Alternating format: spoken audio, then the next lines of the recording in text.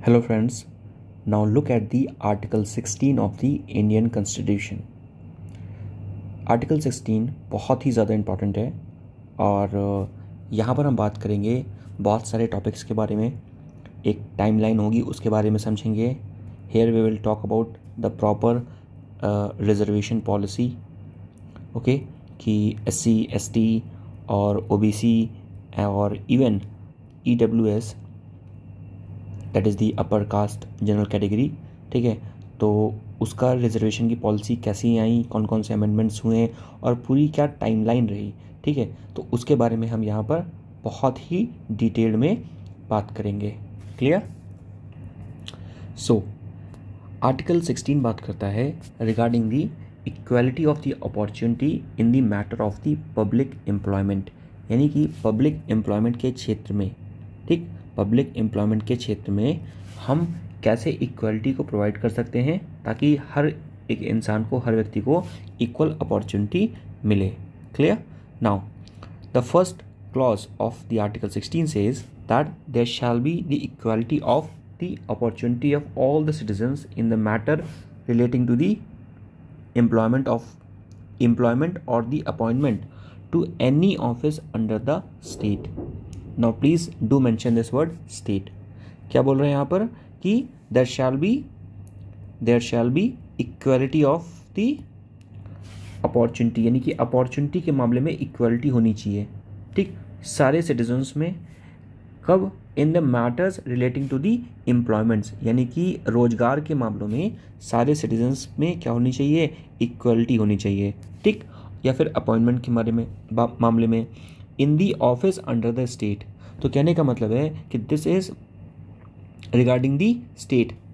ठीक है, ये किसके बारे में बात किया गया? This is regarding the state, कि स्टेट के जो ऑफिसेज हैं, ठीक है, स्टेट के जो ऑफिसेज हैं वहाँ पर क्या होनी चाहिए? इक्वलिटी होनी चाहिए.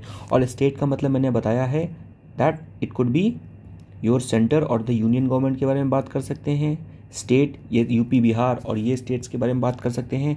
गवर्नमेंट की जितनी PSUs हैं they all comes under the state, just like SBI, LIC या गवर्नमेंट की कोई हैवी इंडस्ट्रीज़ हैं, वो सारे आते हैं under the definition of the state. ठीक है, तो जो पहला आर्टिकल है सिर्फ इतनी बात कर रहा है कि there shall be the equality of the opportunity, ठीक, in the matter relating to the employment. अगर स्टेट के अंदर कोई ऑफिस है और उस ऑफिस में एम्प्लॉयमेंट हो रहा है तो there should be the equality of opportunity. तो इस आर्टिकल में फर्स्ट क्लॉज जो है 16 का, उसमें सिर्फ इतनी ही लिखी हुई है. अब हम बात करेंगे the next clause. Now what the next clause saying? Next clause कह रहा है that not citizen shall on the ground only of the religion, race, caste, sex, descent and the place of birth or residence or any of them be ineligible or discriminated against in respect of the employment or the office under the state. ठीक, यानी कि फिर वही चीज़ हो गई जैसे पहले हमने क्या बात किया फर्स्ट वाले में, कि अगर स्टेट के अंदर कोई ऑफिस है, ठीक, और उसमें एम्प्लॉयमेंट की बात कर रहा है तो वहाँ पर डिस्क्रिमिनेशन नहीं किया जाएगा. ठीक, दूसरे में क्या बोल रहा है? सेकेंड क्लॉज ऑफ 16 का क्या बोल रहा है कि if there is any office under the state, clear, state के अंदर कोई ऑफिस है तो उसमें एम्प्लॉयमेंट के मामले में डिस्क्रिमिनेशन नहीं किया जाएगा in respect of the religion. So this is the first ground. Second is the race, third is the caste, fourth is the sex, five is the descent and six is the place of birth and seventh is the descent. Clear? Sorry, resident. तो ये 7 criteria हैं. जब हमने article 15 पढ़ा था तो हमने article 15 में 5 क्राइटेरिया के बारे में बात की थी. ठीक है, नाउ ये क्या है? ये 5 क्राइटेरिया हैं जो हमने आर्टिकल 15 में बात की थी. ठीक है, कि डिस्क्रिमिनेशन नहीं किया जाएगा किसी से भी on the basis of the religion, race, caste, sex और प्लेस ऑफ बर्थ. बट इन 5 के अलावा आर्टिकल 16 में 16 क्लॉज 2 में 2 क्राइटेरिया और ऐड किए गए हैं. The first one is the descent और the second one is the residence. Clear? तो अब इसको अच्छे से समझते हैं. नाउ अब देखें, आर्टिकल 15 में मैंने बताया आपको कि आर्टिकल 15 में लिखा हुआ है कि that there should be no discrimination okay on the basis of the religion, caste, sex और प्लेस ऑफ बर्थ। ठीक है, तो ये 5 क्राइटेरिया दिए गए थे आर्टिकल 15 में, और यहाँ पर बोला गया था कि इनमें डिस्क्रिमिनेशन आप नहीं कर सकते। ठीक, वहाँ पर मैंने बताया था कि अगर इनमें डिस्क्रिमिनेशन नहीं कर सकते तो means these are the 5 grounds on which you can not discriminate. So can you discriminate on the 6th ground? Yes, you can discriminate on the 6th ground, and there I have given the example of the UPSC that UPSC can discriminate you on the 6th ground on the basis of age. ठीक, कि अगर आपकी as 32 हो गई है तो you can not apply in the UPSC exam. In the same way I also told you कि there could be a 7th ground. Yes, there could be a 7th ground. UPSC can discriminate you on the basis of the qualification. So the qualification can be a criteria, the age can be a criteria apart from these 5 criteria. तो वैसे ही यहाँ पर जो पहले बात किया गया है कि 16 clause 2 में that there shall be no discrimination in the case of the employment under the state. Clear? So this is talking about the under the state. और grounds क्या हैं? ये 5 ग्राउंड्स हैं। Apart from that this 6th ground is the residence and the 7th ground is the descent. अब हम बात करते हैं what is the meaning of these 2 terms. Residence का मतलब क्या होता है और डिसेंट का मतलब क्या होता है। First of all will talk about the residence. Resident का मतलब मैंने बताया था कि ये क्या है, दिस इज अ टेम्परेरी, मतलब आप जहाँ पर भी रह रहे हो, रिसाइड कर रहे हो टेम्परेली, ठीक है ना, that it will become your residence. जैसे आपका घर जो है, एक्चुअल घर जो है वो लखनऊ में है फॉर एग्जांपल, बट आप दिल्ली में रह रहे हो काम की वजह से, तो वो क्या है आपका, this is your residence. Now there is a difference between the residence and the domicile. ठीक, there is a difference between the residence and the domicile. What is the difference? जब कहीं पर आप रह रहे हो, ठीक, बट उसके साथ साथ बेसिकली आप चाहते हो कि वहाँ पर आप आगे भी रहो। क्लियर? यानी कि अभी करेंटली आप रह रहे हो, so that is your residence. Clear? जैसे दिल्ली इज़ योर रेजिडेंस, आप रहने वाले लखनऊ के हो पर दिल्ली में आप रह रहे हो बिकॉज ऑफ योर जॉब, और बिकॉज ऑफ द जॉब आप आगे भी वहीं रहना चाहते हो। तो रेजिडेंस के साथ साथ क्या है, your future intention to live on that place. ठीक है, to live on the same place. So this become your domicile. Clear? The first one is the residence, यानी कि आप वहाँ पर रह रहे हो और उसके साथ साथ you also have the intention to live on the same place. So this become your domicile. अब मैंने बताया था वहाँ पर आगे भी that the domicile even it could be of 2 type. The first one is domicile of the origin and the second one is the domicile of choice. Origin मतलब जहाँ आप पैदा हुए, तो आप उसको डिसाइड नहीं कर सकते, प्री डिटरमाइन नहीं करते, तो that is your domicile of origin. And domicile of choice means where you want to live. ठीक, अब हम बात करते हैं, तो this is the definition of the residence कि रेजिडेंस होता क्या है। तो residence simply means the temporary period के लिए जहाँ पर आप डिसाइड कर रहे हो, इट इज़ योर रेजिडेंस। ठीक है, so the next thing is then what is the meaning of the descent. इसका मतलब क्या है? देखिए, डिसेंट का मतलब सिंपली होता है कि योर ओरिजिन और योर बैकग्राउंड। ठीक है, योर ओरिजिन और योर बैकग्राउंड की, तो यानी किसी पर्सन का ओरिजिन या बैकग्राउंड, ठीक है, जिससे ये पता चलता है कि वो किस नेशनैलिटी से आता है, ठीक है, किस नेशनैलिटी या किस फैमिली को बिलोंग करता है, तो दैट बिकम्स योर डिसेंट। ठीक, so now the government has these 7 grounds, these 5 grounds. Apart from that, 6th ground is the residence and the 7th ground is the descent. इनमें जो government है वो differentiate नहीं कर सकती, यानी कि इसमें डिस्क्रिमिनेशन नहीं कर सकती। सो टोटल मिला के कितने हो गए? 7 ग्राउंड्स हो गए। So can the government differentiate on the 8th ground? क्या जो गवर्नमेंट है वो 8th ग्राउंड पे डिफ्रेंशिएट कर सकती है? Yes, the government can differentiate on the 8th ground. For example I am giving the same example that UPSC. Now UPSC can differentiate on the 8th ground. Now what the 8th ground could be? Let's say again the 8th ground is the cutoff. ठीक, UPSC कह सकती है कि there is a person A and there is a person B. Now ए के जो marks हैं, ए के marks हैं फॉर एग्जांपल 90 और जो बी के मार्क्स हैं it is 95. Now the cut off was the 95. Since the cut off was the 95, hence B is allowed to give the mains exam but A is not allowed to give the mains exam. So हमने क्या किया, ए और B के बीच में differentiate किया, यानी कि UPSC जो कि क्या है, it is the office under the state, office under the state. But even though UPSC is office under the state, वो क्या कर रही है, it is discriminating between the A and B. But is this differentiation justiciable? Is this differentiation valid? Is this differentiation reasonable? Sorry, rational, reasonable? Yes, this differentiation is justiciable also, valid also, reasonable and rational also. ठीक, तो ये एक ground हो सकता है. This could be a 8th ground. या 9th ground की अगर बात करो, what could be the 9th ground? For example the 9th ground could be the medical ground.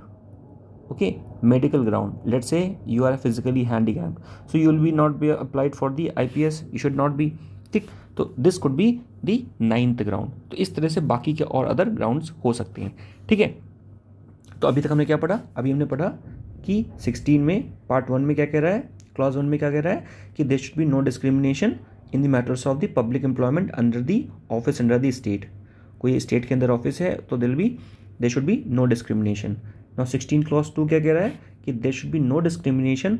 कौन कौन सी ग्राउंड में? 5 ground. Apart from that the ground of the residence and your descent. ठीक, तो हमने यहाँ तक पढ़ लिया 16 क्लॉज 2 के बारे में. Now we will talk about the 16 clause 3. ठीक है, तो 16 क्लॉज 3 के बारे में बात करते हैं. इसमें क्या लिखा है, थोड़ा सा इसको रीड करते हैं. यहाँ लिखा हुआ है, the nothing in this clause shall prevent the Parliament from making any law prescribing in regard to a class और the classes of the employment और the appointment to an office under the government of India or any local or any other authority within the state or union territory, any requirement as to the residence within that state or the union territory prior to such employment or the appointment. ये तो बहुत बड़ा लिखा हुआ है. ठीक है, इसको हम लोग थोड़ा सा ब्रेक करके पढ़ते हैं. ठीक, क्या लिखा हुआ है?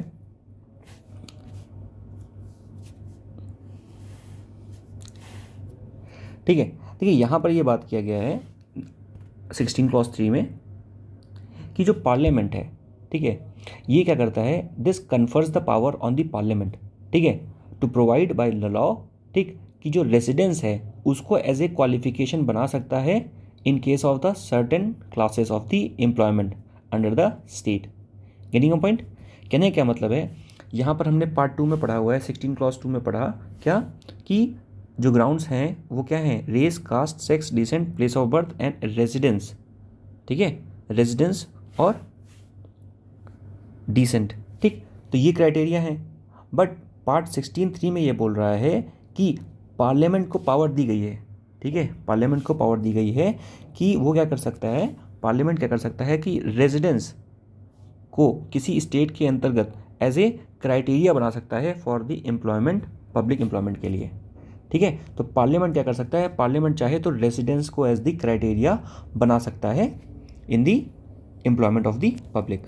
नाउ अब देखते हैं इसको. ठीक है, इसको समझते हैं कि क्या है पूरा मामला. देखिए, अब यहाँ पर हम बात कर रहे हैं 16 क्लॉज 3 के बारे में. अभी तक हमने पढ़ा 16 क्लॉज 2 में कि 5 ग्राउंड्स हैं और 5 ग्राउंड के साथ जो 6th ग्राउंड था इट वाज दी डिसेंट और दी रेजिडेंस. ठीक, अब पार्ट 16 क्लॉज 3 में ये बोला जा रहा है कि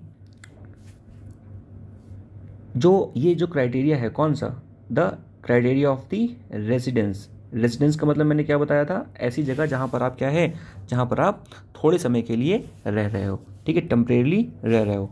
तो अब यहाँ पर 16 क्लॉज 3 में ये बोल रहा है कि ये जो टेम्परेरी रहने का जो काम है, ठीक है, ये इसको एज ए क्वालिफिकेशन बनाया जा सकता है. ठीक है, या इसको एज ए क्राइटेरिया बनाया जा सकता है for the public employment under the state. Clear? For the public employment under the state. तो स्टेट के अंदर पब्लिक एम्प्लॉयमेंट के लिए the residence could made as the criteria, but ये क्राइटेरिया बनाएगा कौन? ये क्राइटेरिया बनाएगा only the parliament of India. So only the parliament of India has the power to make the residence as the criteria. But please note it down कि जो residence as the criteria है, this will be applicable only in the case of the state. ठीक, और यहाँ पर जो state है, ठीक, यहाँ पर सिर्फ हम स्टेट के लिए बोल रहे हैं, means I am not talking about the union appointments. ठीक, यानी कि जो सेंट्रल गवर्नमेंट के अपॉइंटमेंट हो गए उनके बारे में हम बात नहीं कर रहे हैं, we are talking only about the state. Clear? Just like for example there is a state PSC, okay, and there is a UPSC। नाउ ये जो रेजिडेंस एज द क्राइटेरिया है, ठीक, इसको बनाने का लॉ, इसको बनाने का राइट किसके पास है? The parliament has the right to make the law and make the criteria of residence for the employment in the public offices, but this criteria can be made only for the state, means for the state PSC for example.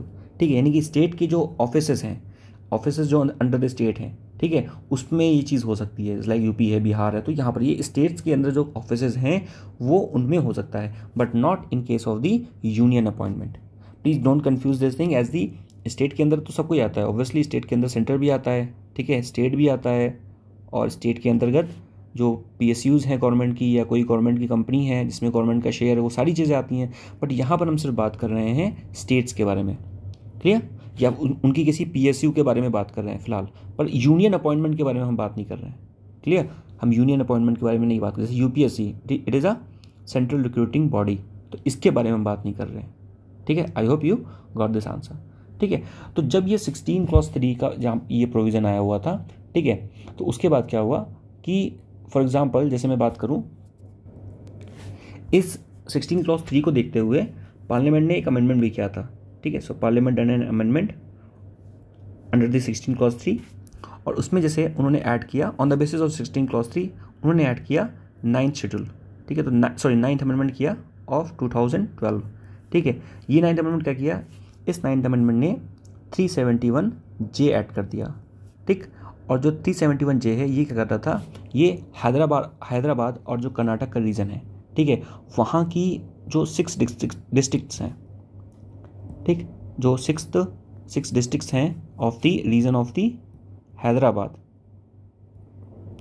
Hyderabad, ये बोल दिया गया कि हैदराबाद की जो कुछ 6 districts हैं, ठीक है, या तेलंगाना के नियर बाई की जो 6 डिस्ट्रिक्ट्स हैं, वहाँ के जो लोग रहते हैं सिर्फ वही अप्लाई कर सकते हैं। तो यहाँ पर क्या कर दिया, यहाँ पर रेसिडेंस को एज दी क्वालिफिकेशन बता दिया in the matter of the state employment. और ये क्राइटेरिया बनाया किसने था, ये क्राइटेरिया बनाया था पार्लियामेंट ने विद द 9th अमेंडमेंट। जैसा कि मैंने बताया आपको कि only the parliament has the right, ठीक है ना, पार्लियामेंट के सिर्फ पास अधिकार है कि इस तरह का कोई लॉ बनाए जिसमें क्वालिफिकेशन जो होगी वो रेसिडेंस होगी। ठीक है, तो उसने क्या किया, पार्लियामेंट ने 9th अमेंडमेंट किया 2012 में, और 371J को ऐड किया, और 6 डिस्ट्रिक्ट जैसे हैदराबाद की थी, ठीक है, जहाँ पर रेजिडेंस को एज दी क्राइटेरिया बना दिया। Clear, so this is the 16(3). Now we are moving to the 16(4). 16(4) में क्या क्या बोल रहा है, 16(4) बात कर रहा है that nothing in this clause shall prevent the state from making any provisions for the reservation of the appointment or the post in the favor of any backward classes of the citizens which in the opinion of the state is not adequately represented in the services under the state. Now अब पूरी जो story है वो यहीं शुरू होती है।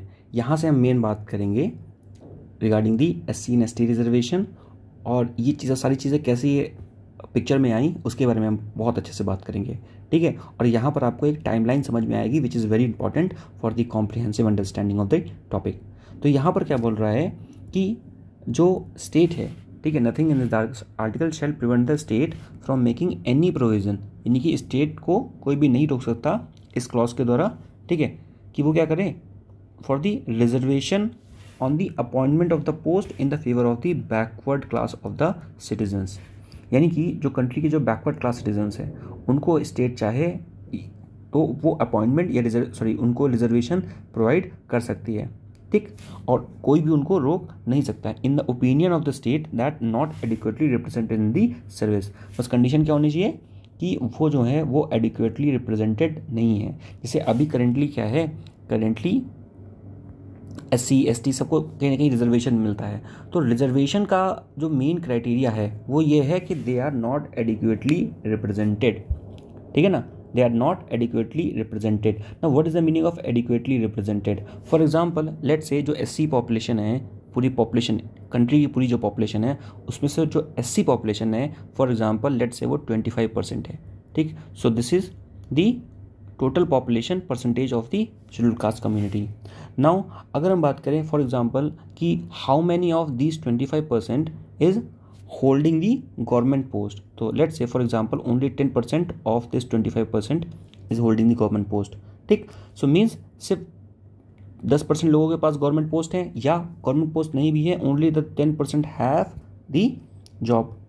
क्योंकि अब देखा जाए कि there is a lot more difference of the 15%, तो इसका मतलब क्या है कि जो बैकवर्ड क्लास हैं, ठीक है, जो बैकवर्ड क्लास हैं they are not adequately represented, वो एडिक्वेटली रिप्रेजेंटेड नहीं है, hence we are giving them the reservation, ठीक है। सो इस वजह से 1950 से फिर जो रिजर्वेशन है वो ऑनवर्ड चलता चला आ रहा है। क्लियर नाउ, अब हम यहाँ पर समझेंगे the timeline. Now this is very important thing. यहाँ से आपको कई सारी चीज़ समझ में आएंगी कि जो रिजर्वेशन की सारी पॉलिसी है, जो OBC रिजर्वेशन है वो कैसे इवॉल्व हुआ। तो यहाँ पर हम बात करेंगे regarding the OBC reservation, regarding the reservation of the SC and ST in the case of the promotion, okay, कि जब उनका प्रमोशन होता है तो उस केस में एम्प्लॉयमेंट कैसे जनरेट हुआ उसके बारे में बात करेंगे। Clear, and we will talk about the Indira Sawhney case judgment, ठीक, सवाई केस जजमेंट, ठीक है, जिसमें 27% of reservation of the SC OBC category के लिए अलाउ किया गया by the supreme court. Clear, और यहाँ पर हम बात करेंगे EWS सेक्शन के 10% रिजर्वेशन के बारे में, ठीक है। तो इन सारी चीज़ों के बारे में हम बात करेंगे। सो टाइमलाइन को समझते हैं यहाँ पर सबसे पहले। तो so this was the year of 1975, okay, so this was the year of the 1975 and 1975 में क्या लगी हुई थी, there was the emergency. Clear, so emergency इंट्रोल थी इन द ईयर ऑफ 1975, ठीक। आफ्टर द इमरजेंसी, जो इमरजेंसी खत्म हुई, so after the emergency in the year of 1977, clear, Janata party came in the power, Janata party came in the power and the prime minister becomes the Morarji Desai, Morarji Desai, ठीक। तो prime minister जो हैं वो मोरारजी देसाई बन गए इन द ईयर ऑफ 1977, ठीक। और मोरारजी देसाई ने क्या किया, मोरारजी देसाई ने एक बिहार के पॉलिटिशियंस थे, ठीक, the name was the BP Mandal. BP Mandal he was a politicians from the Bihar, ठीक। इन्होंने क्या कहा, मोरारजी देसाई ने BP मंडल से कहा, देखिए ऐसा है कि आप क्या करिए, आप आइडेंटिफाई करिए, ठीक है, उन कास्ट ग्रुप को जो क्या हों, जो सोशली और एजुकेशनली बैकवर्ड हों बट वो SC और ST कम्युनिटी को बिलोंग नहीं करते हों। मतलब इन्होंने, मोरारजी देसाई ने डायरेक्शन दिया किसको, BP मंडल को, who was a politician from the Bihar, कि आप आइडेंटिफाई करो, ठीक है, आप आइडेंटिफाई करो किसको, सोशली और एजुकेशनली बैकवर्ड जो सिटीजन्स हैं, ठीक। बट द थिंग इज कि these socially and educationally backward citizen should not be from the SC and ST category, क्योंकि उनके लिए तो रिजर्वेशन हमने दे दिया, ठीक है ना, इन दी क्लॉज ऑफ 15, ठीक, 15 क्लॉज 4 में हमने उनके लिए तो रिजर्वेशन दे दिया भाई। 15 क्लॉज 4 जो है हमने वहाँ पर बात किया ना, the reservation of the SC and ST, यानी कि the reservation of the economically backward classes. तो अब हम बात कर रहे हैं मोरारजी देसाई कि आप क्या करिए, आप सोशली और एजुकेशनली बैकवर्ड क्लास को आइडेंटिफाई करिए बट वो SC और ST नहीं होनी चाहिए, ठीक। तो उसके बाद क्या हुआ, एक कमेटी का सेटअप हुआ under the chairmanship of the Mandal and the committee is known as the Mandal committee, ठीक है। सो मंडल कमेटी का फॉर्मेशन हो गया। अब क्या हुआ, मंडल कमेटी ने अपनी रिपोर्ट दी, known as the Mandal report, ठीक। सो मंडल रिपोर्ट आई और इस मंडल रिपोर्ट में ये बोला गया कि अपार्ट फ्रॉम दी एससी और एसटी को हटा के, ठीक, हमारे देश में नियर अबाउट 52% ऐसी पॉपुलेशन है जो क्या है, जो कि सोशली और एजुकेशनली बैकवर्ड है, ठीक। और इसे उन्होंने कहा the OBC, that is the other backward classes. Backward classes कौन है, बैकवर्ड क्लासेस हैं एससी और एसटी, बट एससी एसटी के अलावा जो बैकवर्ड क्लासेस हैं उन्हें कहा अदर बैकवर्ड क्लासेस, ठीक। यही से टर्म निकल के आया क्या, ओबीसी, ठीक है।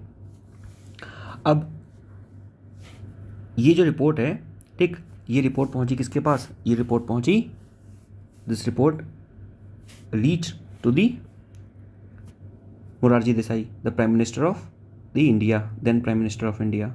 बट मोरारजी देसाई इस रिपोर्ट पे काम करते हैं, उससे पहले मोरारजी देसाई की जो गवर्नमेंट है वो फेल हो गई थी, and there was a new government in the year of 1980। So I am talking about in the 1980। Please जो टाइमलाइन है, ये टाइमलाइन को याद रखिएगा, ये बहुत ज़्यादा इंपॉर्टेंट है।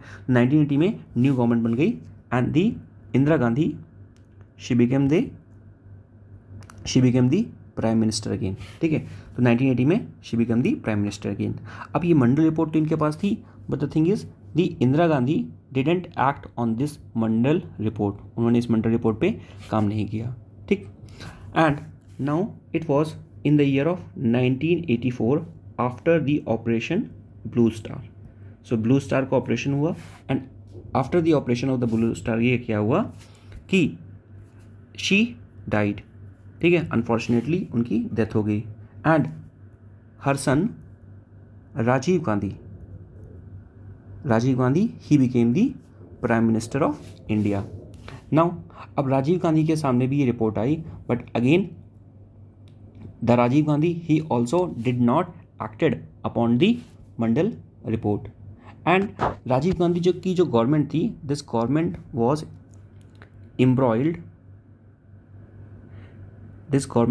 embroiled in the controversy of Bofors scam, ठीक। सो बोफोर्स स्कैंडल हुआ था, इस बोफोर्स स्कैंडल में जो राजीव गांधी की जो गवर्नमेंट थी वो फंस गई थी, ठीक है। नाउ राजीव गांधी के डिफेंस मिनिस्टर थे and the defence minister of Rajiv Gandhi was the VP Singh, means he was the Vishwanath Pratap Singh, ठीक है। सो विश्वनाथ प्रताप सिंह जो थे उनकी जो राजीव गांधी से थी बहुत अच्छी बंदी नहीं थी, तो एक गुड रिलेशंस नहीं थे। And so the VP Singh decided to expose the government in the Bofors scam. जो बोफोर्स स्कैंडल हुआ था उसमें वो गवर्नमेंट को एक्सपोज करना चाहते थे और उन्होंने एक्सपोज किया भी। And he is known as the anti corruption crusader of India, ठीक। So he become the anti corruption crusader of India. Now in the year of 1989 there was a no political party in power, no political party was in the power।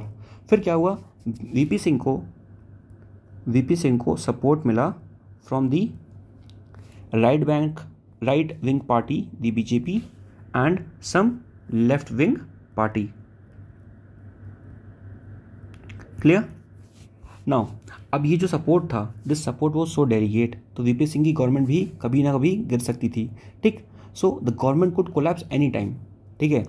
So VP Singh has decided to leave his mark, to leave his legacy behind. और VP Singh ने क्या किया, after becoming the prime minister of India, what he did, he implemented the Mandal report and given 27% of the reservation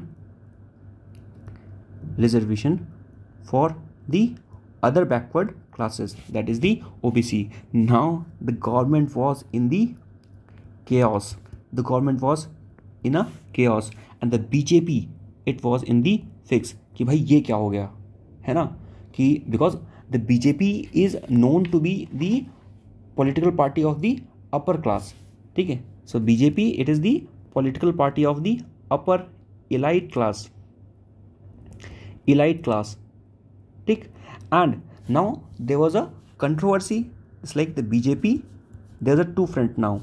First, the BJP is focusing on the two aim. The first one is the mandir, the Ram Mandir, and the second one is the Mandal report, and the both are the contradictory to each other, because the temple and the Ram Mandir, it is basically dedicated to upper class Brahmins, okay, and the BJP is also known to be the party of the upper class, and Mandal report, it is providing the reservation to the lower state of the society, to the other backward class.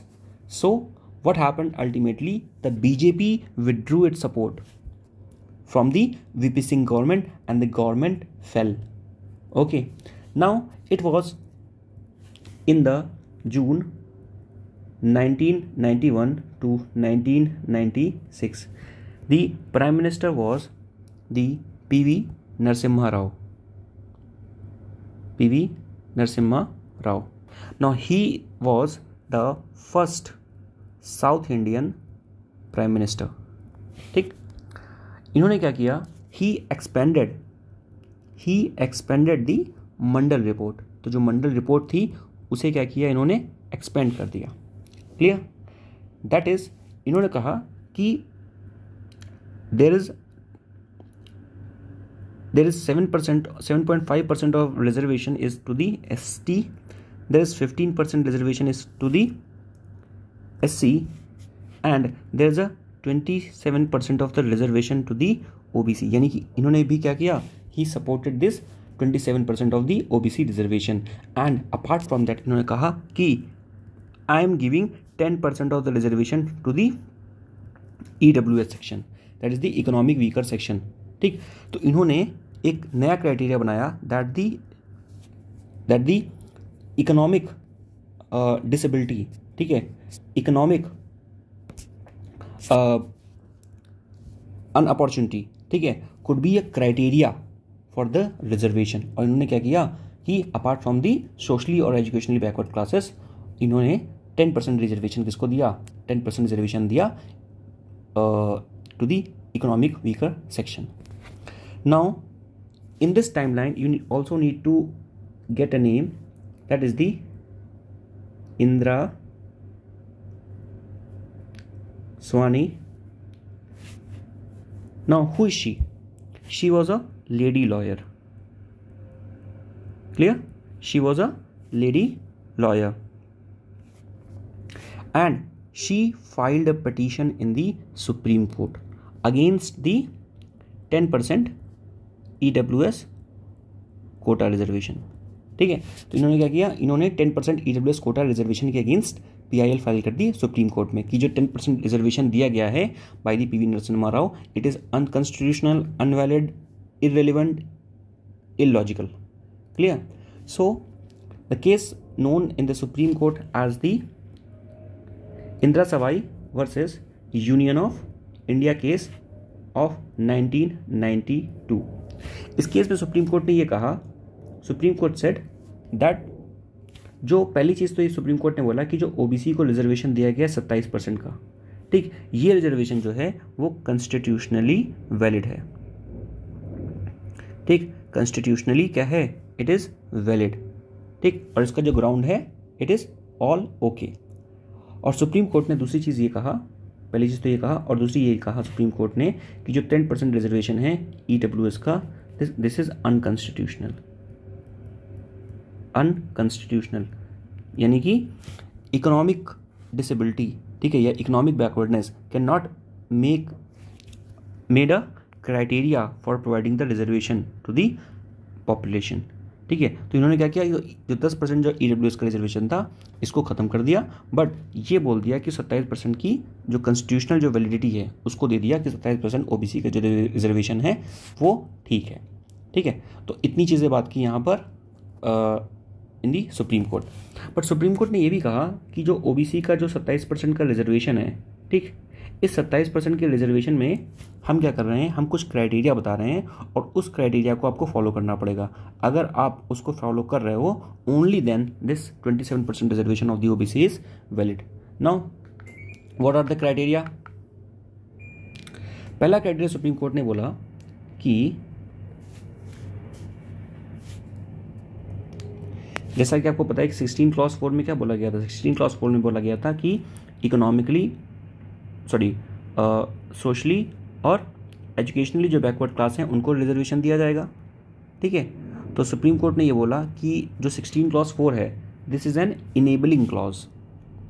ठीक है, enabling clause, what this means, इसका मतलब क्या है enabling clause? Enabling clause का मतलब है कि जो 16 क्लॉज 4 है ये इनेबल करता है गवर्नमेंट को, so that the government can provide the any further reservation to everyone जो कि सोशली और एजुकेशनली बैकवर्ड है, क्योंकि ओबीसी का जो रिजर्वेशन था वो भी तो सोशली और एजुकेशनली बैकवर्ड क्राइटेरिया के बिहाफ पे दिया गया था, बट वो एससी और एसटी कम्युनिटी को बिलोंग नहीं करते थे। दूसरा ये बताया गया कि जो भी रिजर्वेशन दिया जा रहा है, ठीक, टू दी ओबीसी कम्युनिटी, ये जो रिजर्वेशन है ये 5 जो रिक्वायरमेंट है या 5 जो क्राइटेरिया हैं जो कि सुप्रीम कोर्ट बताएगा उसको सेटिस्फाई करना चाहिए। ठीक, अब ये 5 क्राइटेरिया कौन कौन से हैं उसके बारे में हम थोड़ा सा पढ़ेंगे। पहला क्राइटेरिया ये है कि जो कम्युनिटी है ओबीसी की, वो कम्युनिटी सोशली और एजुकेशनली बैकवर्ड होनी चाहिए, only then you can provide the reservation. दूसरा क्राइटेरिया क्या बताया सुप्रीम कोर्ट ने कि आपको ये देखना पड़ेगा और ये क्वांटिफाइएबल डेटा से प्रूव करना पड़ेगा, क्वांटिफाइएबल डेटा से प्रूव करना पड़ेगा कि पब्लिक एम्प्लॉयमेंट में, in the case of the public employment, in case of public employment the OBC are still backward.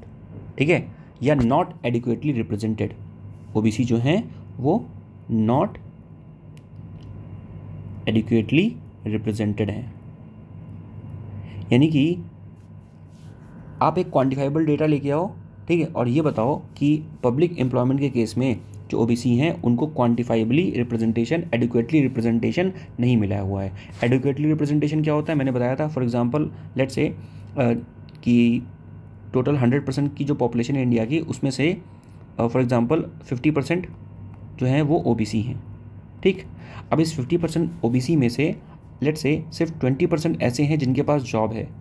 ठीक, whether in the state, under the state, या कोई प्राइवेट जॉब है, कोई ना उसके पास जॉब है। तो यानी कि अब यहाँ पर देखा जाए तो ये 20% पॉपुलेशन और ये 50% की पॉपुलेशन में 30% का अंतर है।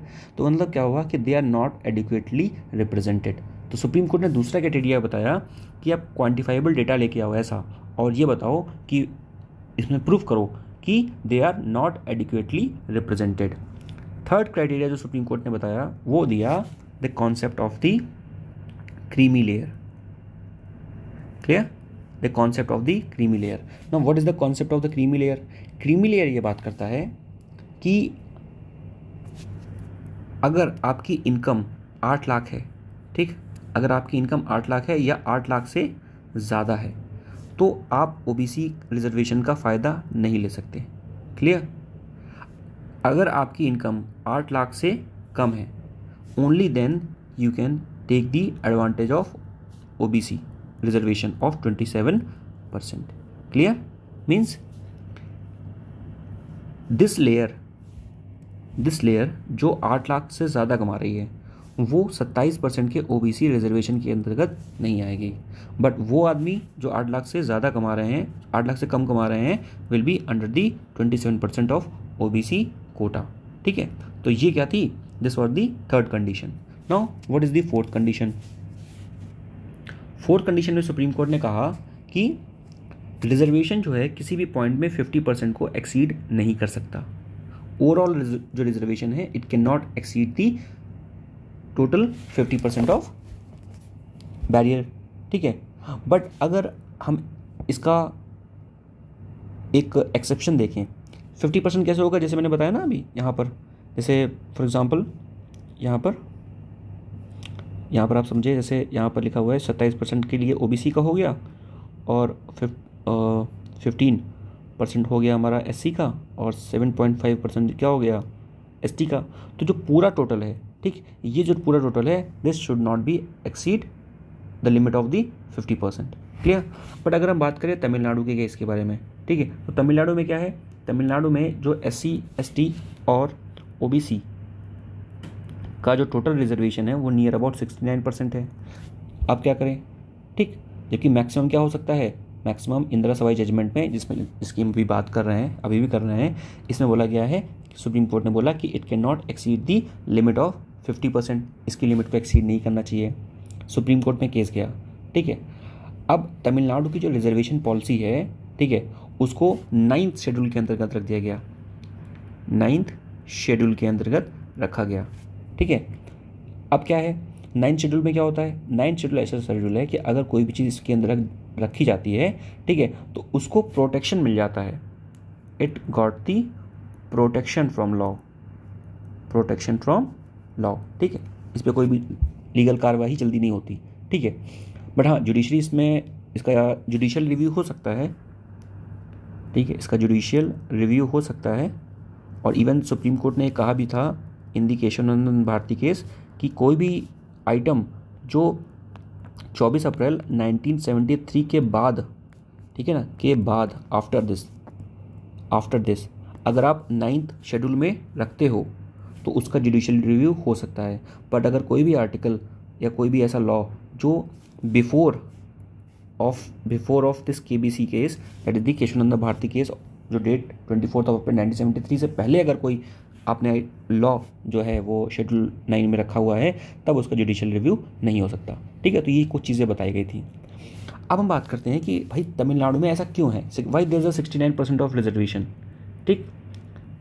तो सुप्रीम कोर्ट ने ये कहा, इसको जस्टिफाई ऐसे किया गया कि देखिए हम बात कर रहे हैं यहाँ पर, देखिए जैसे हमने पार्ट 2 में क्या बात किया था, पार्ट 2 में बात किया गया था यहाँ पर, इसके पार्ट 2 में बात किया गया कि हमें क्वान्टिफाइबल डेटा देना पड़ेगा और ये बताना पड़ेगा कि जो पब्लिक एम्प्लॉयमेंट में जो कम्युनिटी है फिलहाल ओबीसी, वो नॉट एडिक्वेटली रिप्रेजेंटेड है। तमिलनाडु ने यही कहा, तमिलनाडु ने ये कहा कि देखिए ऐसा है, हमारे यहाँ जो एससी एसटी और ओबीसी, ठीक, तीनों को अगर हम लेट से 50% रिजर्वेशन दे भी दें, ठीक, इवन देन वहाँ पर इनको एडुकेट रिप्रेजेंटेशन नहीं मिलेगा इन दी पब्लिक एम्प्लॉयमेंट, बिकॉज वहाँ पर तमिलनाडु में एससी एसटी और ओबीसी का परसेंटेज बहुत ज़्यादा है, पॉपुलेशन बहुत ज़्यादा है, अपर कास्ट काफ़ी कम है। सो उस वजह से अगर हम 50% रिजर्वेशन देंगे तो सारे लोग उसमें इंक्लूड नहीं हो पाएंगे। तो अगर सबके साथ जस्टिस करना है, so I have to give और the state need to give the 69% reservation. 69% reservation में क्या होगा, ये जो कम्युनिटी है टोटल, इनका एडुकेट रिप्रेजेंटेशन हो पाएगा, ठीक, इनका एडुकेट रिप्रेजेंटेशन हो पाएगा इन दी पब्लिक एम्प्लॉयमेंट, ठीक। तो सुप्रीम कोर्ट ने जब ये सुना, सुप्रीम कोर्ट ने कहा ठीक है, वैसे आपका जो रीज़न है काफ़ी जस्टिफाइड है, तो ठीक है, फिर हम आपको अलाउ कर रहे हैं कि आप जो इंदिरा सवाई की जजमेंट में जो क्राइटेरिया रखा गया था, दैट इज़ द 50%, जो कि मैं भी पढ़ा रहा हूँ, है ना, ये 4th पॉइंट है 50% क्राइटेरिया का। बट इस 50% क्राइटेरिया को जो तमिलनाडु है वो ब्रीच करता है, तो no problem at all. But the thing is कि तमिलनाडु ने ब्रीच किया, ठीक है, कैसे ब्रीच किया, बिकॉज जो तमिलनाडु का ये जो 60% क्राइटेरिया का लॉ है, ये कहाँ पर इंक्लूडेड है, it is included in the 9th schedule. So इसको प्रोटेक्शन मिला हुआ है। अपार्ट फ्रॉम दैट, अगर सपोज कल को सुप्रीम कोर्ट ये कह दे, क्या कह दे कि इंदिरा सवाई जजमेंट के केस में जो हमने बताया था, क्या बताया था, जो हमने कंडीशन बी का क्राइटेरिया जो 4 बताया था कि जो 50% जो परसेंटेज की जो लिमिट है रिजर्वेशन की, ठीक, इट कैन नॉट एक्सीड, ये एक्सीड नहीं कर सकती है, ठीक। ये आज से क्या है, ये आज से basic structure of the constitution है, ठीक। कॉन्स्टिट्यूशन का क्या है, ये बेसिक स्ट्रक्चर है, ठीक। सुप्रीम कोर्ट ने क्या कहा, लेट्स से इफ, है ना, एग्जाम्पल मैं ले रहा हूँ, इफ सुप्रीम कोर्ट कल को कह दे कि जो 50% क्राइटेरिया का जो हमने जजमेंट दिया था इन दी इंदिरा सवाई केस, ठीक, ऑफ 1922, ये आज से क्या बन गया, ये आज से basic structure of the constitution है, तो उस केस में जो तमिलनाडु का जो 69% का रिजर्वेशन है क्राइटेरिया, ये क्या हो जाएगा, it will become unconstitutional. Getting a point, ये क्या हो जाएगा, अनकॉन्स्टिट्यूशनल, क्योंकि ये बेसिक स्ट्रक्चर का पार्ट नहीं है, 50% reservation it's not the part of the basic structure. तो इस वजह से तमिलनाडु वाला जो केस है वो चल रहा है। और even 69% reservation of the Tamil Nadu government जो है it is under the law is under the, और the reservation is under the 9th schedule. और 9th शेड्यूल में कोई भी जो आइटम रखा गया है, ठीक, उसको जो जुडिशरी से, ठीक है, लॉ से एक प्रोटेक्शन मिला हुआ है, ठीक है। तो this you should know, clear. फिर हम बात करेंगे, सो ये 4 पॉइंट हो गए, ठीक है।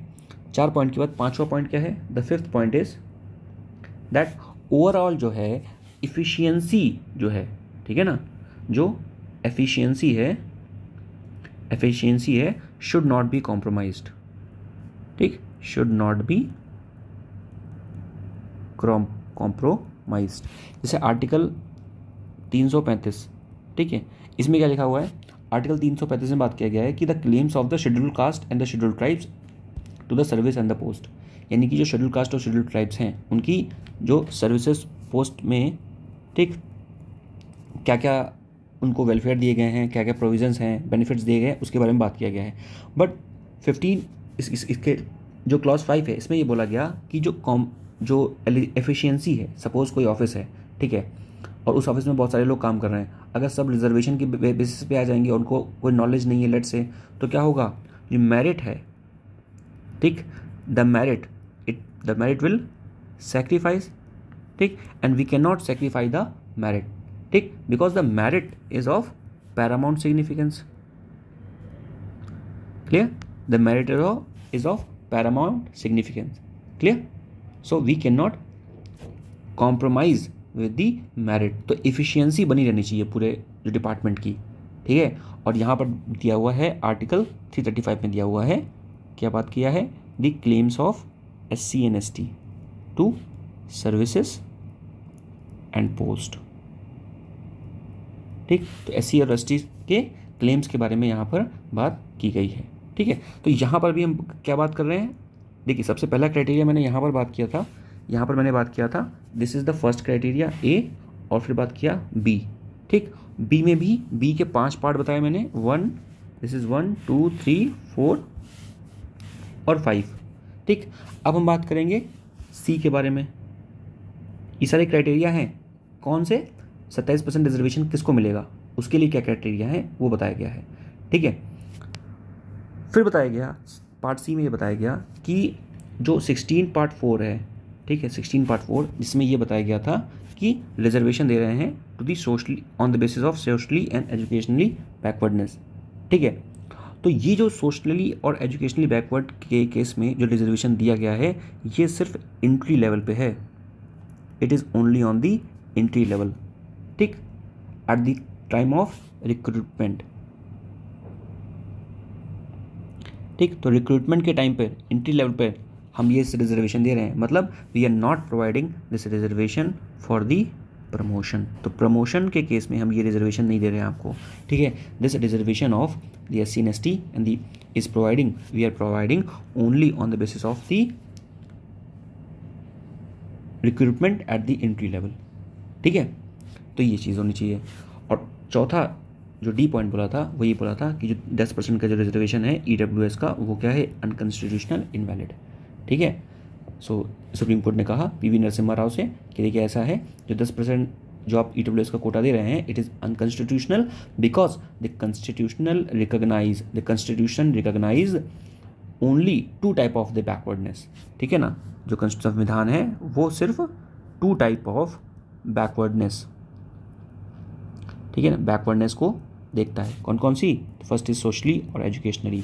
Economic backwardness is no ground on which the reservation is possible in this country, ठीक है ना। तो इकोनॉमिक जो बैकवर्डनेस है, it is not an criteria on which the reservation can be provided in this country, ठीक ना। तो यहाँ पर जो बात किया हमने, यहाँ पर बात किया हमने दी इंदिरा सवाई केस के बारे में। तो ये जो पूरा था यहाँ से, ठीक है, यहाँ से हमने स्टार्ट किया था, यहाँ से हमने स्टार्ट किया था regarding the Indira Sawhney judgement, ठीक है, कि इंदिरा सवाई जजमेंट कब आया? PV नरसिम्हा राव के बाद आया, जब PV नरसिम्हा राव ने क्या किया? 10% रिजर्वेशन दिया EWS सेक्शन को, ठीक। अब हम बात करते हैं, अभी तक हम बात कर चुके हैं 16(4) के बारे में, ठीक। 16(4) में हम बताया गया था कि सोशली और एजुकेशनली बैकवर्ड क्लासेस को रिजर्वेशन दिया जाएगा, जिसमें SC और ST को रिजर्वेशन प्रोवाइड किया गया। उसके बाद इंदिरा सभा जजमेंट आया, उसमें हमने कई सारे क्राइटेरिया समझे कि किस कंडीशन में जजमेंट दिया जाए, रिजर्वेशन दिया जाएगा। Now we are talking about the clause 16(4)(a). 16(4)(a) clause क्या है? देखिए अभी क्या बताया मैंने, जो फोर्थ क्राइटेरिया बताया मैंने, वो ये बताया कि फोर्थ क्राइटेरिया में ये बताया सुप्रीम कोर्ट ने कि सोशली और एजुकेशनली जो बैकवर्ड क्लासेस को जो रिजर्वेशन आप दे रहे हैं, ठीक है, यानी कि जो 15% रिजर्वेशन दे रहे हैं SC को और 7.5% ST को दे रहे हैं, ये सिर्फ एंट्री लेवल पे है। इट मीन्स रिक्रूटमेंट के लेवल पे है, प्रमोशन के लेवल पे आप रिजर्वेशन नहीं दोगे, ठीक है, क्योंकि उससे जो मेरिट है वो क्या हो सकती है, हैम्पर हो सकती है, अफेक्ट हो सकती है, क्लियर, और मेरिट सेक्रीफाइस हो सकती है, उससे परफॉर्मेंस ख़राब होगी। बट पार्लियामेंट ने क्या किया, पार्लियामेंट लेके आ गई अमेंडमेंट। तो पार्लियामेंट यहाँ पर लेके आई 77th अमेंडमेंट एक्ट ऑफ 1995, ठीक। और इस 77th अमेंडमेंट से पार्लियामेंट ने क्या किया, पार्लियामेंट एडेड दी 16(4)(a), क्लियर। तो 16(4)(a) को पार्लियामेंट ने ऐड किया एंड पार्लियामेंट ने ये बोला कि we are providing the reservation to the SC and ST also in the case of promotion. अभी तक क्या था कि एंट्री लेवल पे तो रिजर्वेशन था ही इनके पास, ठीक है ना, एंट्री लेवल पे जब रिक्रूटमेंट हो रहा है, ठीक, तो वहाँ पर रिजर्वेशन तो था ही। Apart from that with the 77th amendment parliament ने क्या किया, पार्लियामेंट ने ऐड किया 16(4)(a), ठीक है, क्योंकि सुप्रीम कोर्ट ने रूलिंग दी थी, उसके अगेंस्ट पार्लियामेंट ने लॉ पास करके प्रमोशन के लेवल पर भी रिजर्वेशन प्रोवाइड कर दिया, ठीक है। तो यहाँ पर भी क्या हुआ, रिजर्वेशन को प्रोवाइड किया गया, क्लियर। उसके बाद सुप्रीम कोर्ट में एक केस गया and the case was known as the M. Nagarjun versus union of India, ठीक। ये 2006 में केस गया। अब इस 2006 के केस में सुप्रीम कोर्ट ने, जैसे क्रीमी लेयर का कॉन्सेप्ट आया था OBC के केस में, हमने देखा कि there was a concept of the creamy layer, ठीक है, क्रीमी लेयर का कॉन्सेप्ट था OBC के केस में। अब यहाँ पर भी सुप्रीम कोर्ट ने क्या किया, सुप्रीम कोर्ट ने एक तरह से SC और ST रिजर्वेशन में भी कुछ कंडीशंस डाल दी, ठीक है, यानी कि कहीं ना कहीं सुप्रीम कोर्ट ने क्या किया, supreme court introduce the application of the creamy layer principle to the member of the SC and ST community, ठीक है, in the promotion. Supreme court ने कहा, supreme court said that the reservation in the promotion for the SC and ST in the public employment is constitutional, ठीक है। आप बात कर रहे हो because the government has introduced the 77th Amendment Act of 1995 with the adding the article 16(4)(a). Supreme court ने कहा ठीक है, कोई बात नहीं, नो प्रॉब्लम, आप ले आओ तो ले आओ, मैं इसको इनवैलिड नहीं करूँगा। बट द थिंग इज कि there are 3 constitutional requirement that need to be fulfilled। पहला क्या बताया सुप्रीम कोर्ट ने, the first constitutional requirement was कि जो SC और ST की जो कम्युनिटी है, इट शुड बी सोशली और एजुकेशनली बैकवर्ड। यानी कि कल को अगर सपोज कि जो SC और ST की कम्युनिटी है वो उसका बहुत अपलिफ्टमेंट हो जाता है, अच्छे अच्छे जॉब्स मिल जाती है उनको, ठीक है, और बहुत सारे मतलब उनका सोशली और एजुकेशनली हर तरह से उनका अपलिफ्टमेंट हो जाता है। So in that condition you can not provide the reservation in promotion. भाई हम कर क्यों रहे हैं, सपोज हमने इनिशियली भी SC और ST को रिजर्वेशन क्यों दिया, क्योंकि सेम एग्जांपल, लेट्स से 25% है टोटल SC, ठीक है, SC पॉपुलेशन 25% है, पर जॉब कितने को मिली है, फॉर एग्जांपल जो जॉब है वो सिर्फ मिली है 7% लोगों को, फॉर एग्जांपल, ठीक है, जॉब कितने को मिली है, सिर्फ 7% लोगों को। तो कहने का मतलब है कि they are not adequately represented, ठीक है, उनको एडिक्वेटली रिप्रेजेंट नहीं किया गया हुआ है, एडिक्वेट रिप्रेजेंटेशन नहीं मिला हुआ है उनको, ठीक है ना, इसीलिए तो हम लोगों ने सीट्स रिजर्व की हैं पॉलिटिक्स में उनके लिए, हर जगह सीट रिजर्व होती हैं। तो जब ये देखा गया कि 1950 के बाद से भी हमने जब रिजर्वेशन दे दिया है, उसके बाद भी हमने उनको रिजर्वेशन देने के बाद भी उनका जो अपलिफ्टमेंट है वो नहीं हो पाया, और अभी तक भी, ठीक, 21st सेंचुरी में भी वो एडिक्वेटली रिप्रेजेंटेड नहीं है। तो उनको और अच्छे से एडिक्वेट रिप्रेजेंटेशन देने के लिए ही हम लेके आए थे कि हम रिजर्वेशन देंगे इन प्रमोशन ऑल्सो। तो प्रमोशन में रिजर्वेशन देने का मोटो यही था, ताकि जो उनका नंबर जो कम है अभी वो हम बढ़ा सकें और उनको एक एडिक्वेट रिप्रेजेंटेशन दिला सकें with respect to their population. Clear?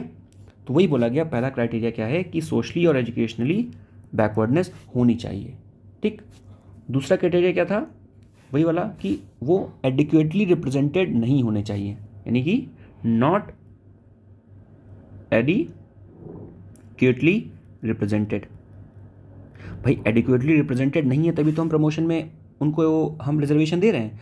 अगर सपोज प्रमोशन में अगर वो एडिक्वेटली रिप्रेजेंटेड होते हैं, 25% है उसमें से फॉर एग्जांपल 24% जो है उनके पास जॉब होती, वेदर अंडर द स्टेट और whether any under private sector, तो अगर उनके पास जॉब होती तो यानी कि वो एडिक्वेटली रिप्रेजेंटेड है तो फिर कोई प्रॉब्लम नहीं थी, but they don't have the job under the state. ठीक, तो इस वजह से हम उनको क्या कर रहे हैं, because they are under represented, और ठीक है, so because they are under represented, ठीक, तो उसकी वजह से हम उनको क्या दे रहे हैं, रिजर्वेशन दे रहे हैं। बट तो सुप्रीम कोर्ट ने कहा कि अगर एक टाइम ऐसा आया कि दैट वो एडुकेटली रिप्रेजेंटेड हैं, ठीक है, तब आप उनको रिजर्वेशन मत देना। तो इसलिए बोला कि दूसरा क्राइटेरिया क्या है कि they are not adequately represented, वो एडुकेटली रिप्रेजेंटेड नहीं है in the public employment, and hence we are giving them the reservation. ठीक, तीसरा क्राइटेरिया क्या बताया, जो मैं बता चुका हूं कि जो इफिशियंसी है, इफिशियंसी, ठीक, ये इफिशियंसी हैम्पर नहीं होनी चाहिए, इफिशियंसी अफेक्ट नहीं होनी चाहिए, ठीक, फ्रॉम दिस रिजर्वेशन, है ना। पूरा जो डिपार्टमेंट है, अगर हर जगह सपोज जो रिजर्व कैटेगरी के लोग भर गए और they are not in a position to work properly, to handle the matter, to handle the situation, ठीक है, या उनके अंदर उतना नॉलेज नहीं है, तो उस बिहाफ पे क्या होगा, the efficiency of the department will be hampered. ठीक है, तो ये चीज़ बोला गया था, क्या ये चीज़ बोला गया था M Nagaraj versus union of India case 2006 में। उसके बाद एक और केस आया and the case was the Jarnail Singh. ठीक, तो जर्नैल सिंह का भी जजमेंट आया 2018 में भी, और इसमें भी क्या हुआ, सुप्रीम कोर्ट ने जो नागार्जुन केस में जो जजमेंट दिया था, ठीक है, उसमें उसको वैलिड ठहराया। ठीक है, और एम नागार्जुन केस के जजमेंट में सुप्रीम कोर्ट ने ये बोला था बीच में कि क्वांटिफाइबल डेटा चाहिए हमें, ठीक है, क्वांटिफाइबल डेटा चाहिए कि वो एडिक्वेटली रिप्रेजेंटेड नहीं है। ठीक है, कौन, SC और ST की कम्युनिटी। तो ये जो क्वांटिफाइबली डेटा का जो प्रोविज़न था, इसको रिमूव कर दिया गया सुप्रीम कोर्ट के द्वारा इन दी जर्नैल सिंह जजमेंट में। ठीक है, और उसके बाद एक और केस आपको पता होना चाहिए, and the case was the Mukesh Kumar case of 2020। इस मुकेश कुमार केस में सुप्रीम कोर्ट ने बोला क्या कि जो रिजर्वेशन है, reservation is not a fundamental right. तो रिजर्वेशन एक फंडामेंटल राइट नहीं है। ठीक, तो ये चीज़ पता होना चाहिए आपको। और तीसरी चीज़ आपको ये पता होना चाहिए कि अभी भी OBC कम्युनिटी में, ठीक है, प्रमोशन इन द रिजर्वेशन, यानी कि जो प्रमोशन के केस में रिजर्वेशन मिलता है उसका कोई भी प्रोविज़न नहीं है। ठीक है, प्रमोशन के केस में रिजर्वेशन का प्रमोशन सिर्फ किस में है, SC और ST कम्युनिटी में है। ठीक है, तो ये चीज़ आपको पता होनी चाहिए। लास्ट चीज़ जो आपको यहाँ से पता होनी चाहिए, it is regarding the reservation of vertical. ठीक है, वर्टिकल रिजर्वेशन क्या होता है उसके बारे में आपको पता होना चाहिए। देखिए, यहाँ पर हम बात करेंगे दो टॉपिक के बारे में। The first is the your vertical reservation and the second one is your horizontal reservation. ठीक है, तो ये क्या है इसको समझेंगे। ये वर्टिकल रिजर्वेशन का मतलब क्या होता है कि the reservation is moving like that and the horizontal reservation means the reservation is moving like that.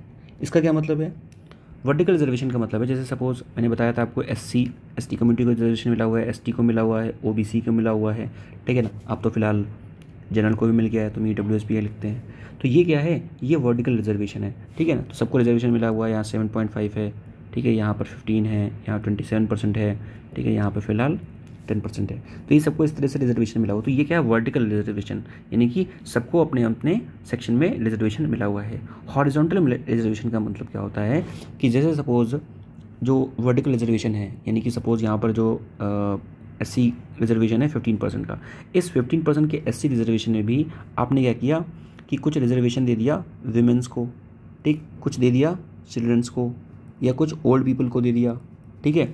तो कहने का मतलब है कि आपने इस SC के अंतर्गत भी क्या किया, कुछ रिजर्वेशन को डिस्ट्रीब्यूट कर दिया। तो ये जो डिस्ट्रीब्यूशन होता है इसे हम लोग कहते हैं हॉरिजॉन्टल रिजर्वेशन।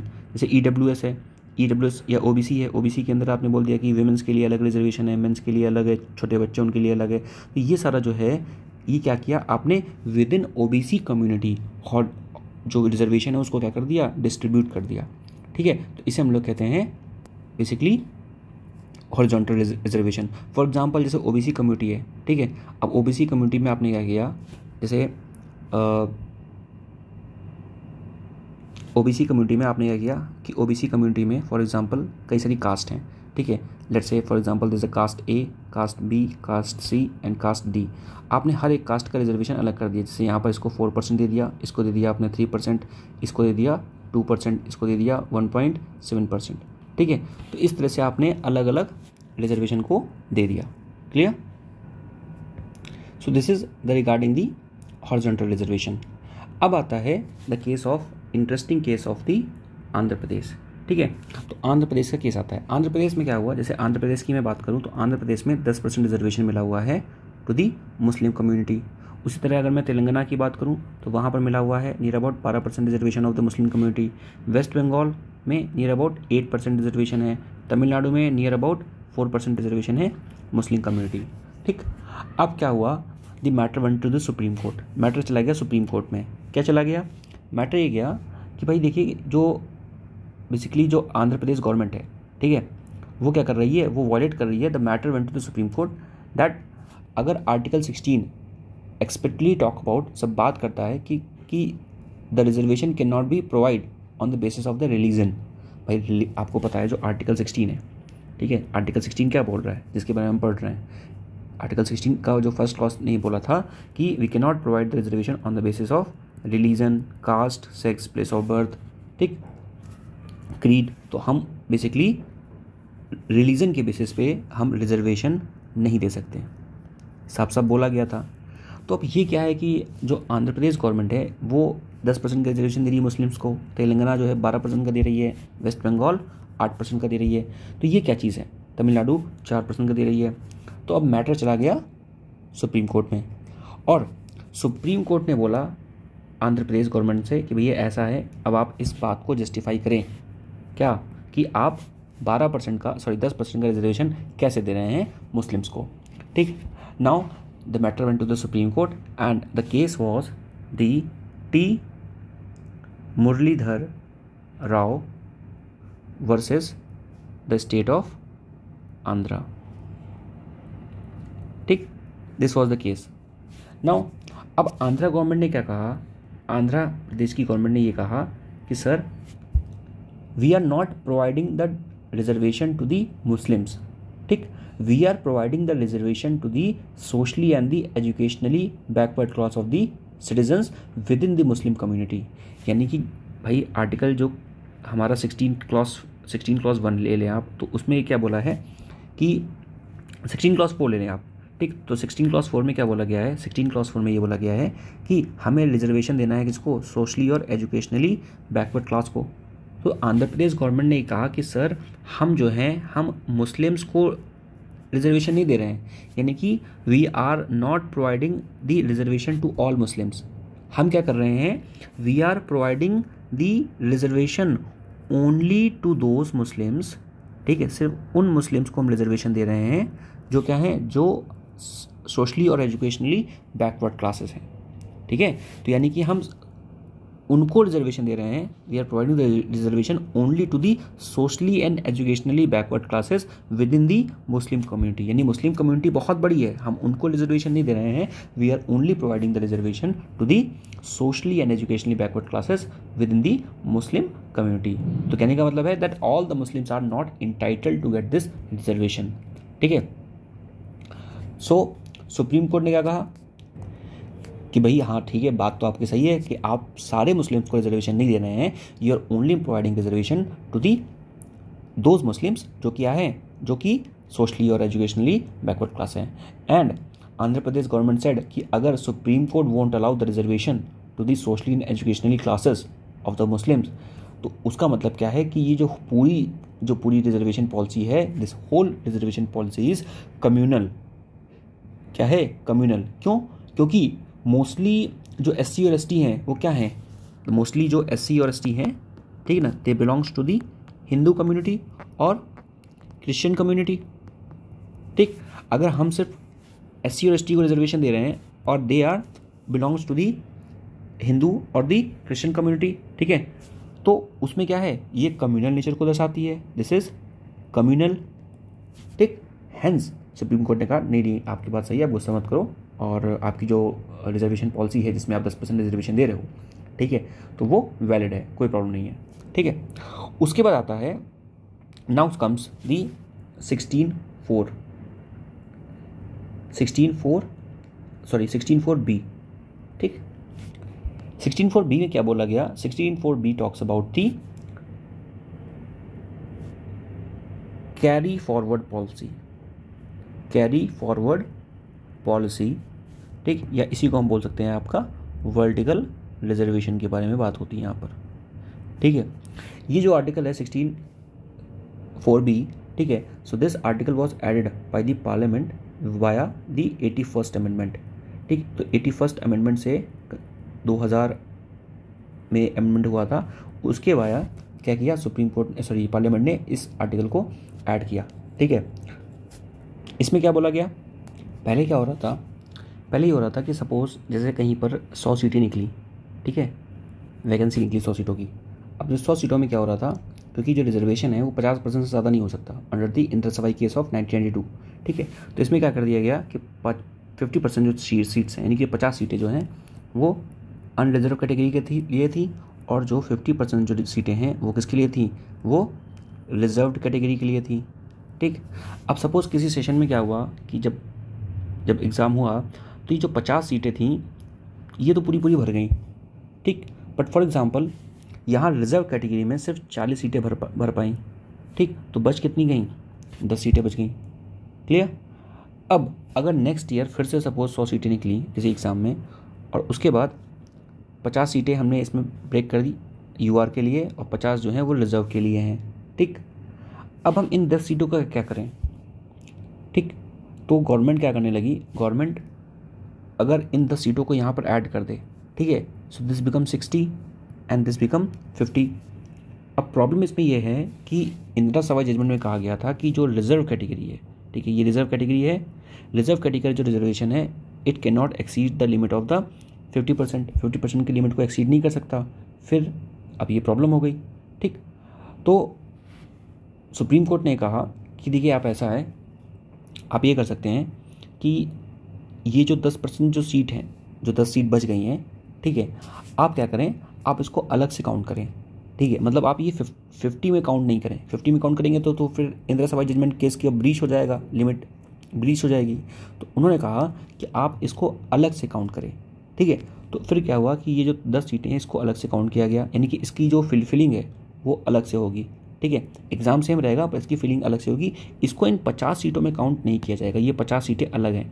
ठीक है, ये 10 सीटें अलग हैं। तो फिर ठीक है, बोले कोई बात नहीं, ये 50 सीटें यहाँ पे, 50 सीटें यहाँ पे, और ये अनरिजर्व के लिए हैं, ये रिजर्व के लिए हैं, और जो 10 सीटें वो अलग रहेंगी, इनमें बाद में फिलिंग हो जाएगी। ठीक, बट गवर्नमेंट ने ये कहा कि सपोज़ फिर से यही हुआ। ठीक है, फिर से क्या हुआ कि सपोज़ फिर से नई कोई वैकेंसी आई और उसमें से 50 जो हैं वो UR के लिए हैं और 50 जो हैं वो रिजर्व के लिए हैं। इसमें भी फिर से ये हो गया, सपोज इस बार सिर्फ 30 भरी और 20 बच गई। अब ये 20 फिर से यहाँ पर जाएंगी। तो गवर्नमेंट ने सुप्रीम कोर्ट ने कहा कि देखो ऐसा है, अगर ऐसा हर बार होगा तो आप ये सिर्फ कर सकते हो क्या, 3 ईयर्स तक, यानी कि 3 कंसेक्यूटिव ईयर्स तक आप ये क्या कर सकते हो, ये जो कैरी फॉरवर्ड पॉलिसी है इसको अपना सकते हो। ठीक है, और आफ्टर दैट जब 3 साल हो जाएंगे तो जो भी सीट बचेंगी वो जनरल कोटा के साथ मर्ज कर दी जाएंगी। तो अब इसके अगेंस्ट में पार्लियामेंट क्या लेके आई, पार्लियामेंट लेके आई 81st amendment, constitutional amendment act of 2000। ठीक, जिसमें उसने ऐड किया क्या, 16(4)(b) और बात की किसके बारे में, कैरी फॉरवर्ड पॉलिसी और दी वर्टिकल रिजर्वेशन के बारे में। और कहा गया कि देखिए ऐसा है कि अगर जो पार्लियामेंट चाहे, यानी कि पार्लियामेंट क्या करेगी कि जो कैरी फॉरवर्ड पॉलिसी है इसको n नंबर ऑफ टाइम्स बढ़ा सकती है। क्लियर? यानी कि जो 14B क्लॉज 4 क्या बोलता है कि नेक्स्ट ईयर में जो रिजर्वेशन होगा, ठीक है, कैलकुलेट होगा, वो उसमें ये जो नई सीटें हैं ये ऐड तो नहीं होंगी और इसको n नंबर ऑफ टाइम क्या कर सकते हैं, बढ़ा सकते हैं। सुप्रीम कोर्ट ने क्या कहा था कि सिर्फ 3 टाइम बढ़ा सकते हैं, बट पार्लियामेंट बोल रही है उसको हम n नंबर ऑफ टाइम बढ़ा सकते हैं। ठीक है, तो ये हमने बात किया किसके बारे में, carry forward policy of the government of India, जिसका मेंशन किया गया है 16 क्लॉज 4B में। ठीक, फिर हम बात करते हैं 16 क्लॉज 5। ठीक, 16 क्लॉज 5 में क्या बोला गया, 16 क्लॉज 5 में ये बात की गई कि there could be no reservation in the government job post on the ground of the religion, यानी कि रिलीजन के मामले में कोई भी रिजर्वेशन नहीं होगा। ठीक, इसका क्या मतलब हो गया, जैसे अगर मैं बात करूं देयर आर टेम्पल्स, ठीक, और देयर आर मॉस्क, तो ये क्या है, these are the religious institutes.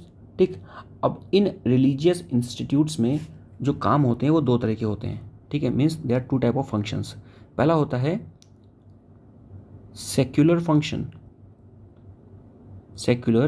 Function of religion, and the next is the religious function of religion. Now, what is the difference between them? The first is the secular function of the religion and the second is the religious function of religion. देखिए, हर एक religion में कुछ religious functions होते हैं उसके। Religious functions means, जैसे मैं अगर हिंदू में बात करूँ तो अगर कोई टेम्पल है तो वहाँ पर क्या होती है, वहाँ पर मंत्रास की चैंटिंग होती है। So there is a chanting of mantras. ठीक है, पूजा किस टाइम पे होगी वो चीज़, ठीक है, गेट कब खुलेंगे वो चीज़, ठीक है ना, और बाकी जो रिचुअल्स होते हैं उन रिचुअल्स का सीक्वेंस क्या रहेगा। तो ये सारी जो चीज़ें हैं, ये सारी चीज़ें क्या हैं, religious functions of the religion. But there some also the secular function of the religion. For example, who will be the priest of that temple, so this is a secular function of the religion. तो government ने ये कहा under the article 16 clause 5 में ये बोला गया, ये mention है कि जो रिलीजन है, ठीक है ना, उस रिलीजन में there can not be the reservation on the government job और post on the ground of the religion. Clear? तो गवर्नमेंट ने कहा कि जो टेम्पल का जो प्रीस्ट है, ठीक है, it comes under the secular function of the religion. ठीक है, तो हम यहाँ पर जो हेड है वो अपॉइंट कर सकते हैं। ठीक है ना, तो ये बात समझ गए आप, that there may be any temple और मॉस्क और any religious institute under the control of the government. ठीक है, या वो गवर्नमेंट से फंडेड होगा। ठीक है, ये government has to recruit an individual to these religious institute, यानी गवर्नमेंट चाहे अगर तो इन रिलीजियस इंस्टीट्यूट्स में जो हेड है उसको रिक्रूट कर सकती है। ठीक है, तो ये चीज़ आपको पता होना चाहिए। तो कहने का मतलब क्या है कि जो अपॉइंटमेंट है इस रिलीजियस इंस्टीट्यूट्स में, ठीक है, वो गवर्नमेंट कर सकती है। ठीक, इसी वजह से आपने देखा होगा कि तमिलनाडु में कई सारे टेम्पल हैं, वहाँ पर क्या है कि even the member from the schedule caste community they become the priest now because it is in the head of the government now. ये क्या है, गवर्नमेंट के हेड में है कि किसको प्रीस्ट बनाना है और किसको नहीं बनाना है। ठीक है, सो ये चीज़ आपको यहाँ से पता रहनी चाहिए। अब हम बात करते हैं, आई नो काफ़ी लंबा हो गया बट आई नो कि इसमें बहुत सारे आर्टिकल्स हैं इसलिए ये इंपॉर्टेंट भी है। ठीक है, अब हम बात करेंगे दी 16 क्लॉज 6 के बारे में। ठीक, 16 क्लॉज 6 क्या कहता है, देखिए आपको पता होगा there is a amendment known as the 103rd amendment act of 2019। इस अमेंडमेंट से 2 आर्टिकल को ऐड किया गया। The first one is the 16 clause 6 and the second one is the 15 clause 6।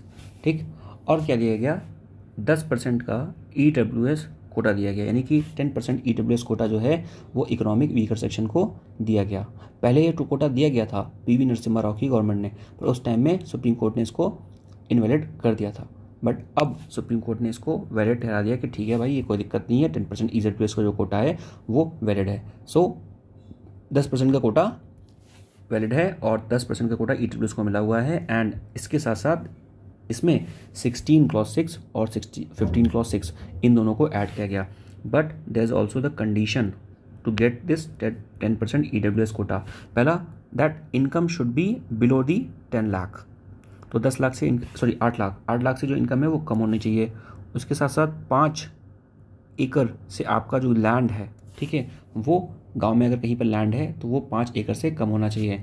और जो आपका जो घर है, your house should be less than 1000 square feet. ठीक, तो हाउस का जो क्राइटेरिया है वो 100 स्क्वायर फीट से कम होना चाहिए। जो आपका लैंड है वो आपका 5 एकड़ से कम होना चाहिए और जो आपकी इनकम है वो आपकी 8 लाख से कम होनी चाहिए। Only then you can apply for this 10% EWS quota. Clear? So this was the whole thing. हमने यहाँ पर बात किया पूरी जो 16 आर्टिकल था, ठीक है, आर्टिकल 16, ठीक, उसमें कौन कौन से रिजर्वेशन है उसके बारे में हमने बात। नाउ एक बार हम इसको लास्ट में अच्छे से रिवाइज कर लेंगे। पहला मैंने बताया था सबसे पहले 16 क्लॉज 1, इसमें बात किया गया कि there can not be the employment means there should be no reservation in case of the public employment. ठीक, सेकेंड में बात किया गया कि देयर कैन बी that prohibition of the discrimination on the basis of the employment on the basis of the religion, race, caste, sex, place of birth, and apart from that 2 more criteria, that is the descent and the residence। फिर बात किया गया 16 clause 3 के बारे में, जहाँ पर हमने बात किया कि जब parliament has the right to make the residence as the criteria for the employment in the public sector. इसमें हमने बात किया 17J के बारे में, ठीक है, जहाँ पर हमने बताया था कि जो कर्नाटक और जो तेलंगाना का जो रीजन है वहाँ पर जो जॉब्स हैं वो स्पेसिफिकली वहाँ के जो रेजिडेंट्स हैं उनको उनके लिए रिजर्व हैं, और वो जो क्राइटेरिया वो कौन बनाता है? पार्लियामेंट बनाता है। फिर हमने बात किया 16 क्लॉज 4 के बारे में। यहाँ पर हमने बात किया the reservation for the socially and educationally backward classes, यानी कि SC और ST के रिजर्वेशन के बारे में बात किया। फिर बात किया कि 16 क्लॉज 4 के बारे में, जहाँ पर बात किया कि हम प्रमोशन में भी रिजर्वेशन दे सकते हैं, जिसको ऐड किया गया था via 77th amendment act of 1995। But the thing is कि वो जो एडिक्वेटली हैं रिप्रेजेंटेड नहीं होना चाहिए और merit should not be compromised. 16(4)B clause में हमने बात किया carry forward policy of the government, कि गवर्नमेंट चाहे तो n नंबर ऑफ टाइम्स जो रिजर्व सीट की जो सीट्स बची हुई हैं कैटेगरी की उसको कैरी फॉरवर्ड कर सकती है। क्लियर? एंड देन द 16(5) की जो रिलीजियस इंस्टीट्यूट्स हैं उनमें रिजर्वेशन बेसिकली नहीं दिया जाएगा एंड द गवर्नमेंट जो है वो उसके अपॉइंटमेंट कर सकती है। जो रिलीजियस हेड्स हैं, प्रीस्ट हैं, ठीक है ना, मुलाज हैं, तो वहाँ पर उनको अपॉइंटमेंट किया जा सकता है। एंड देन 2019 का जो 103rd अमेंडमेंट आया था वहाँ से the government given the EWS reservation quota. सो ये आपका कंप्लीट हुआ आर्टिकल 16। आई नो ये बहुत बड़ा आर्टिकल था but I have tried my best to explain it in a brief और आई होप आपको ये समझ में आया होगा। Please do let me know in the comment section कि आपको आर्टिकल अच्छे से समझ में आया है कि नहीं आया था। पहले मैं सोचा था इसको मैं ब्रेक करके वीडियो बनाऊंगा, पर फिर सोचा शायद कंसिस्टेंसी ब्रेक हो जाए आपकी, इसलिए मैंने इसको एक वीडियो में कंप्लीट किया हुआ है। आई होप आपको ये अच्छा लगा होगा। मिलते हैं नेक्स्ट वीडियो में। Till then take care, good bye, thank you.